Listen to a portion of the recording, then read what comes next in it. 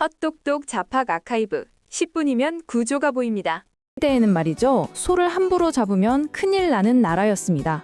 법으로 금지돼 있었거든요. 그런데 이상하죠? 어떻게 그 수도인 한양의 한복판에는 버젓이 소고기를 파는 공식 상점이 있었을까요? 오늘 이야기는 바로 이 기묘하고도 흥미로운 질문에서 시작합니다. 네, 바로 이겁니다. 이 말도 안 되는 모순.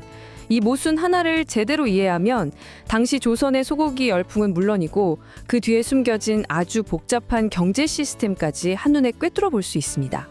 그래서 오늘은 그냥 조선 사람들이 소고기 좋아했구나 하는 뻔한 얘기 말고요. 대체 이 금지된 고기가 어떻게 유통될 수 있었는지, 심지어는 왕족까지 소를 몰래 잡다가 걸렸던 그 생생한 기록 속으로 한번 들어가 보겠습니다. 자, 그럼 이 거대한 역설이 어떻게 가능했는지 그 배경부터 한번 차근차근 살펴보죠. 먼저 조선에서 소가 어떤 존재였는지부터 알아야 합니다. 소는 그냥 고기용 가축이 아니었어요. 뭐랄까? 오늘날의 트랙터나 다름없었죠. 농사를 짓는 데 없어서는 안 될 핵심 동력이자 국가의 생산력 그 자체였습니다. 그러니 당연히 나라에서는 이 소 한 마리 한 마리를 엄청난 자산으로 보고 함부로 잡지 못하게 법으로 막아놨던 겁니다. 이게 바로 대원칙이었어요. 하지만 말이죠, 문제는 언제나 시장에서 터집니다. 사람들은 소고기를 너무나도 원했어요. 특히 수도인 한양에서는 그 수요가 정말 폭발적이었습니다. 국가 행사나 여러 기관을 운영할 때도 소고기는 필수였고요. 자, 그럼 어떡하죠? 공급은 막아야겠는데 수요는 하늘을 찌르는 이 상황. 여기서 조선은 전면 금지가 아니라 통제된 예외라는 아주 절묘한 카드를 꺼내둡니다. 바로 이 지점에서 법이라는 굳건한 원칙과 현실이라는 교묘한 허점이 만나게 되는 거죠. 한번 보세요. 한쪽에는 우금, 즉 소 도축을 금지하는 엄격한 법이 있습니다. 이게 국가의 공식 입장이죠. 그런데 다른 한쪽에는 현방이라는 국가가 직접 허가하고 관리하는 소고기 가게가 수도 한복판에 떡하니 있었던 겁니다. 이보다 더 노골적인 모순이 또 있을까요? 이 현방이 바로 합법적인 탈출구였던 셈입니다. 이름도 참 재밌어요. 현자가 매달 현자거든요. 말 그대로 가게에 소고기를 떡하니 걸어놓고 판다는 뜻이죠. 근데 더 놀라운 건 뭔지 아세요? 이 현방을 운영한 주체가 바로 성균관, 그러니까 나라의 최고 교육기관이었습니다. 결국 국가는 이 문제를 힘으로 누르기보다는 공식적인 창구를 하나 만들어서 수요를 관리하고 동시에 세금도 걷는 훨씬 영리한 방법을 택한 거죠.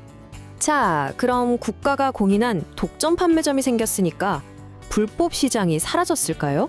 천만에요. 오히려 이 역설적인 상황 때문에 시장은 상상 이상으로 커져버립니다. 흐름을 한번 따라가 보죠. 먼저 국가가 현방이라는 합법적인 독점 판매점을 만듭니다. 당연히 이익이 엄청나겠죠. 그럼 돈 냄새를 맡은 사람들이 가만히 있을 리가 없습니다. 곧바로 불법 도축과 판매, 즉 암시장이 우후죽순 생겨나죠. 그런데 여기서 국가의 대응이 정말 재밌습니다. 이걸 뿌리 뽑으려 한 게 아니라 벌금을 매기는 방식으로 관리하기 시작한 겁니다.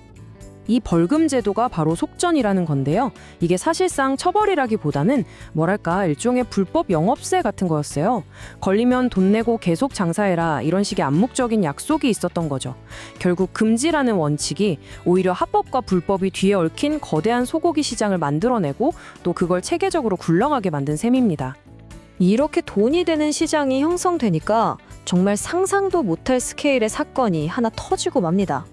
때는 바로 1778년 개혁군주 정조의 시대였습니다.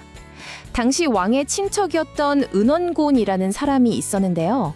이 사람이 자기 집에서 권력자들과 한패가 되어서 소를 몰래 잡다가 딱 걸린 겁니다. 이 사건이 왜 그렇게 중요하냐면요. 소고기 밀거래가 그냥 배고픈 사람들이 먹고 살려고 저지르는 그런 종류의 범죄가 아니었다는 걸 제대로 보여주기 때문입니다. 생각해보세요. 일국의 왕족까지 이 사업에 깊숙이 뛰어들 정도였다면 도대체 얼마나 큰 이권이 걸려 있었겠습니까? 이건 그만큼 소고기 수요가 엄청났다는 가장 확실한 증거죠.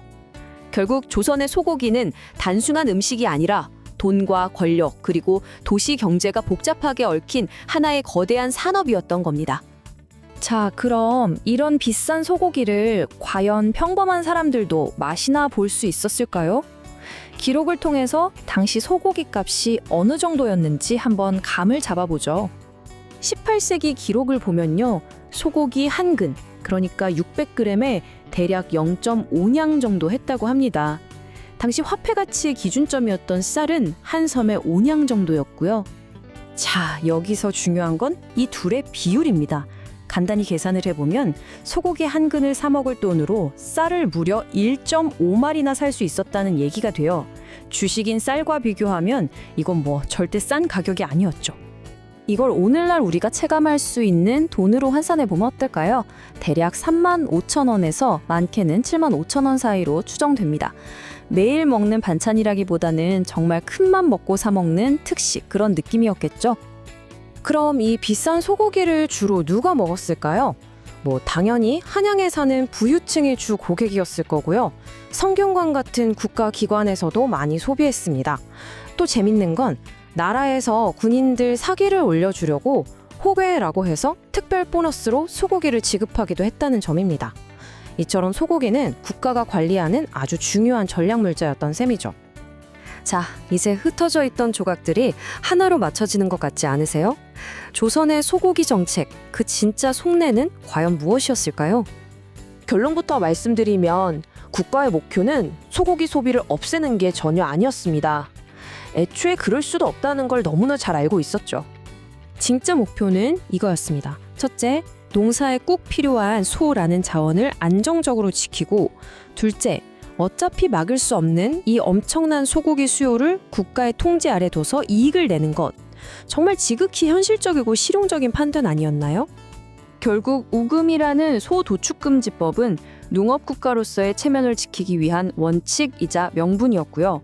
현방과 속전으로 굴러가는 이 시스템이야말로 그 원칙 아래에서 현실적인 이익을 추구하기 위한 실체였던 겁니다. 조선의 소고기 이야기는 단순히 옛날 음식 이야기가 아닙니다. 돈이 흐르는 곳에 어떻게든 제도를 만들어서 이익을 취하려는 시스템의 본질을 보여주는 하나의 작은 경제사였죠. 이 조선의 역설은 오늘을 사는 우리에게도 질문을 던집니다. 겉으로는 안 된다고 하면서 뒤로는 은근히 관리하며 이익을 얻고 있는 우리 시대의 소고기는 과연 없을까요? 한번 생각해 볼 문제입니다.